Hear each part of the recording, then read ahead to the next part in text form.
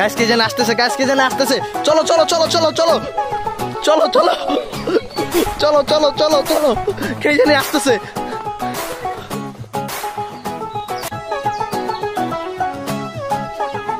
এবার কি হবে?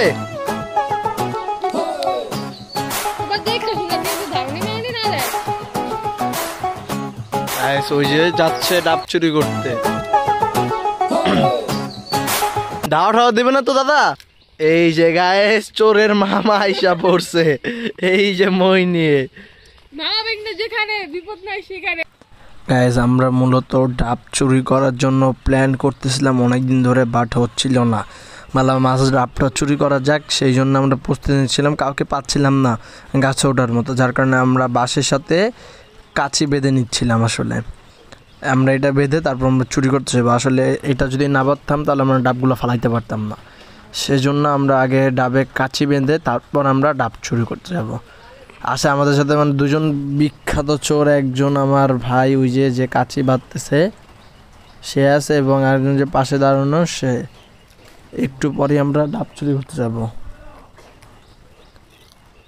ডাব চুরি করার জায়গায় কি একটা মজা, মানে চুরির মজাই অন্যরকম। আসলে গ্রামে আসছি, যদি একটু মজা না করা যায় তাহলে তার হলো না। মানে আগে আমরা ডাব আমাদের গাছেও একটা, মানে আমার পিসির গাছে, বাট তাও। তুমি কিসের জন্য করতেছো দাদু? এটা তুমি কিসের জন্য করতেছো? পারান না চুরি করার জন্য?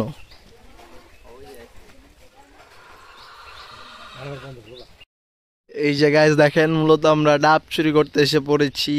ওই যে ডাব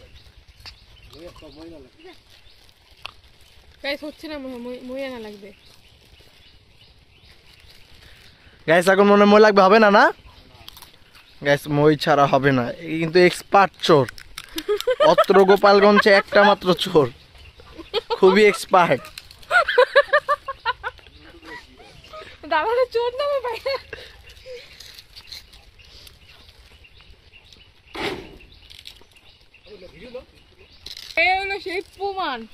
এই যে গাইস আরো একজন আছে।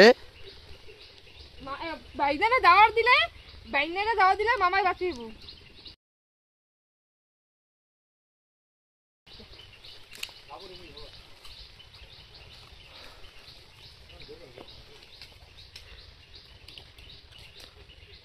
আমাদের মিশন সাকসেস। আসলে আমরা 4টা ডাব পারছি, আসলে আমাদের মিশন পুরোটা সাকসেস, বাট আমরা ধাওয়া খাইছি।